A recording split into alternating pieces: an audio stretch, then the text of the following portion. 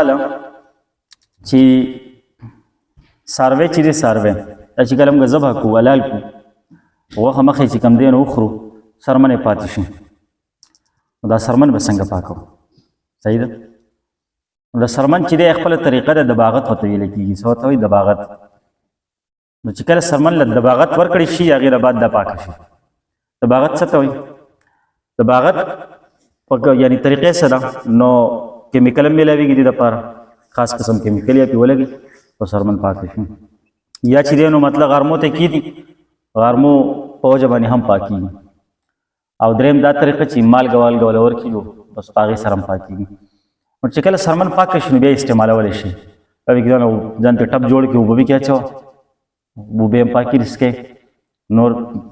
جانماز چې ځانه جوړ کړه خورې کړه مونځ پې کوه هر څه پې بیا کولی شي موزې ته جوړې کړه پوتې واچوه نو مختلف کارونه پې بیا کولی شي ښه نو هغه زمانه کې د سرمن استعمال د خلکو ډېر زیات و سرمن ارزانه وه کپړه ګرانه وه ډېر کارونه به د نبي علیه السلام په زمانه کې خلکو د سرمن نه اخېسته دې وجې نه دا مسله هم بیان کړه ښه هغه وخت به چا سرمنې نه ضایع کولې بس دغه طریقه به یې ورسره کوله او بیا یې په خپل استعمال کې راویسته مختلف کارونه یې کوله اوس یو بل باب شروع کېږي هغې ته وایي باب المسح علی الخفین په موضوع باندې مسح کول موضوع باندې مسح کول او جمع دی جمع راغی اوس د خیره خلک به موضوع اغوندي او هلته باب هم د مسح راغی موضوع د مسح نو د دې ورځو سره ډېر مناسبت هم دی ماشاءالله نو ګوره په خپو کې خو اصل وینځل دی قرآن نه دغه خبره معلومه ده یعنی قرآن کې چې الله رب العزت د اودس حکم کړی دی نو په هغې کې د خپو د وینځلو حکم کړی دی چې تاسو خپلې خپې وینځئ د پړکو پورې صحیح ده نو اصل حکم خو په قرآن مجید کې دغه راغلی د مسح حکم په احادیثو کې معلوم دی او بیا ډېر زیاتو صحابو بعضې علماو لکه حسن بصري رحمت الله علیه فرمایي چې تقریبا 80 صحابو نه دا حدیث چې دی نقل دی چې په موضوع باندې نبي علیه السلام مسح کړي ده ډېر زیات په کثرت سره دا روایت را نقل شوی حدیث متواتر دی ته ویلی کېږي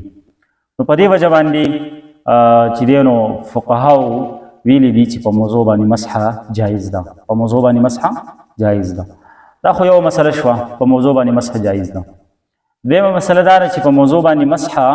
د دې دپاره مدت څه دی مدت څه دی نو د دې دپاره مدت چې دی د مسافر دپاره 3 ورځې او 3 شپې 3 ورځې 3 شپې او د مقیم دپاره یعنې چې په کور باندې په کلي وطن باندې نو د هغې دپاره 1 ورځ او 1 شپه دا د مسح مدت دی په موضوع باندې صحیح ده بیا چې دی نو په دې کې اهم خبر دا یاد ساتئ چې په موضوع به مسح هله شروع کېږي چې کله دا موضوع ته اغوستې وي په طهارت باندې طهارت دا معنا چې اودس شردان دې وکړه خپې دې پاکې وینځلې د هغې نه بعد تا موضوع په خپو کړې نو بیا ستا مسح سټارټ شو ستا مدت چې دی څه شو سټارټ شو ماسپښین مانځلې د اودس شردان وکړله بیا دې وروسته چې دی موضوع لازمي نه ده چې فورا دې په خپو کړې فورا لازمي نه ده ماسپښین مانځه نه مخکې دې په خپو کړې مانځه نه بعد دې په خپو کړې بازیګر ته نږدې دې په خپو کړې خو شرط دا چې اودس شردان دې برابر یې لکه هسې نه چې دا اودس دې مات شوي او بیا چې اودس دې مات او مات اودس دې په خپو کړې نو بیا پې مسح نه شئ کولی صحیح ده که نه بیا پې مسح نه شئ کولی څو پورې چې د خپې انځلې نه او موضوع دې پې په خپو کړي نه تر هغه وخته پورې پې مسح نه شئ کولی دا یو اهمه خبره پکې وه بیا د مسح په موضوع به مسح څنګه کوو نو په بر طرف دی کوو صحیح په دې کې یو روایت راځي او صالح تعالی فرمایي وایي که چېرته دا دین په عقل باندې وی نو موضوع باندې به خلکو د لاندې نه مسح کولی ځکه چې لږې خو لاندې طرف د ځمکې سره نو مسح به په لاندې طرف کېدې له پاسه به نه کېدې حالانکې موږ مسح کم ځای کوو له پاسه کوو داسې صحیح ده نو معلومه شوه چې دین په عقل باندې نه دی دین په نقل باندې دی صحیح ده نو دا خو د موضوع د مسح طریقه شوه یو روایت پکې راځي چې نبي علیه الصلاة والسلام مسح علی الخفین په موضوع باندې نبي علیه السلام مسح وکړه او بیا چې یو بل لفظ سره راغلی جوربین په جوربینو باندې نبي علیه السلام مسح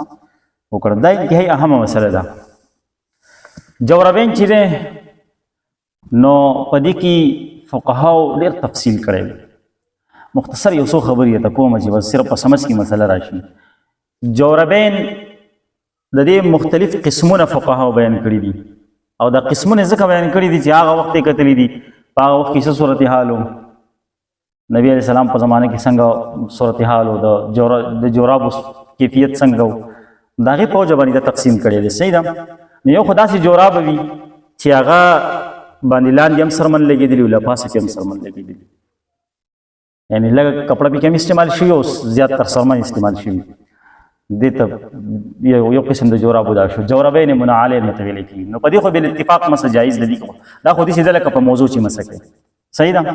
یو هغه قسم جورابي چې په هغې باندې صرف لاندې طرف نه چمړه لګېدلي، دې تلي باندې چمړه لګېدلي لاندې،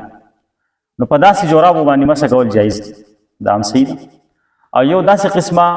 جورابه چې هغه بیخي نری، لکه دا زموږ په زمانه کې چې دي اوبه پکې هم ځي راځي، او مطلب دا بغیر د پیزار نه پکې سړی ګرځېدی هم نه شي. نو په داسې نرو جورابو باندې لکه دا مونږ چې استعمالوو په جمع کې، په داسې جورابو باندې مسح جایز نه ده بالاتفاق. بالاتفاق چې کله زه وایم نو د دې دا مطلب دی چې څلورو ائمو په نسبت باندې په دې باندې مسح جایز نه ده. یو امام هم د دې باندې د جواز خبره نه ده کړې. یو قسم جورابه بله پاتې شوه اخرنۍ، سخینین چې ورته موږ وایو. دا داسې یعنې د دې دپاره بیا فقهاو شرایط بیان کړي دي چې که جورابه داسې وي چې بغیر د تسمې او ربړ نه په خپه پورې قایمه پاتې کېدی شي او په تقاطر سره، یعنې اوبه چې پرې واچوي نو مطلب دا دی چې اوبه دننه نه ځي، اوبه پکې دننه نه ځي، او یو څو میله پکې سړی پیاده ګرځېدی هم شي. داسې مضبوطې جورابي نو بیا دونه پیڼې او مضبوطې جورابي نو بیا په دې باندې مسح جایز ده، او که داسې پیڼې او مضبوطې جورابې نه نو بیا پرې مسح جایز نه ده. دا مختلف اقسام او دا مختلف شرایط د دې لپاره بیان شوي. اصل کې د دې ضرورت ولې راغلی؟ که بعضې خلک اوس وایي که نه زموږ په دې زمانه کې خلکو ځان لپاره اساني جوړه کړې ده، بس دغه نری جورابي او ځینې خلک په دې بوټانو باندې له پاسه مسح وکړي، ایسته د مخې سره بیا خوش، او ځینې په دې نرو جورابو ایسته مسح وکړي او رامنډې وي جومات ته. نو ګوره اصل کې خبره دا ده چې د فقهاو نه دي، دا فقها چې کوم تېر شوي دي ائمه، دې زموږ په احادیثو ډېر پوهېږي. صیبه دې صحابو ته نږدې وخت تېر کړی دی. امام ابو حنیفه رحمت الله علیه، امام مالک رحمت الله علیه، صحیح ده که حسن بصري رحمت الله علیه، صحابو نه دین زده کړی دی. نو دغه حضرات چې دوی زموږ نه ډېر زیات پوهېږي، هغوی هغه زمانې ته کتلي دي چې په هغه زمانه کې څه صورتحال و. نو یو خبره یاد ساتئ چې د نبي علیه صلات وسلام په زمانه کې که حدیث موږ وګورو، تاریخ وګورو، اسلام وګورو، نو هغه زمانه کې غربت و. صحیح ده. هغه زمانه کې کپړه ډېره قیمتي وه او ګرانه وه، او چمړه چې د سرمن دا خو عامه وه او ارزانه وه، نو زیات تر استعمال به د چمړې و. داسې جورابي چېرته وي لکه دا زما استاد چې پښتو دي د کپړې نه جوړي، ډېر زیات به چې مالداره سړی و صیب نو هغه به دونه و چې به د چمړې سره به لږه کپړه ولګوله، ډېر مالداره به چې و. یعنې یو روایت کې راځي، یو حدیث مې یو کلی و، نو هغې کې یو ماشوم و، هغه مسلمان شوی و، راتلو نبي علیه السلام خواله، او هغې څه صورتونه یاد کړي وو که نه، څه صورتونه یاد کړي. نو بیا چې کله هغه کلي خلک ټول مسلمانان شو، نو نبي علیه السلام دغه هلک د هغوی امام کړو چې ته ولې لمونځونه کوه، ځکه دته صورتونه یاد وو، نور ته نه وو یاد، نور نه وي مسلمان شوي. هسې د غربت خبره کوم او د کپړې خبره کوم چې په هغه وخت کې کپړه څومره ناپید وه، نایابه وه. نو حدیث کې راځي یا به خلکو لمونځ کوو که نه، دا غریب په جسم باندې یو کپړه وه، یو څادر و، نو به چې کله سجدې له لاړو د څادر به شاته و، نو هغه کلي ټول خلک راجمع شو، چندې وکړ ټول کلي، او یو څادرګی پرې واغېستو او قاري شریف جامې جوړ. نو هغه وخت کې کپړه دونه ګرانه وه صیب، دا جورابي دا پیسې مې چېرته وي. نو دې حضراتو هغې زمانې ته کتلي، د هغې مطابق یې د احادیثو تشریح کړي ده او موضوعات یې مخې ته ایښي ده. صحیح ده. نو ځکه موږ وایو چې په دې جورابو باندې چې دی مسح نه کېږي. مسح چې دی ګوره، او اصل حکم چې دی هغه د څه دی؟ هغه د وینځلو دی که نه، او وینځل چې دي که نه دا عزیمت دی، او په موضوع باندې مسح کول دا رخصت دی. نو اوس ګوره په موضوع باندې مسح خو ثابت شوه، چې موضوع دې په خپو یې مسح پې وکړه بغیر د شک او تردد نه. صحیح ده. اوس اسانه خبره، یعنې خلاصې بیانوم،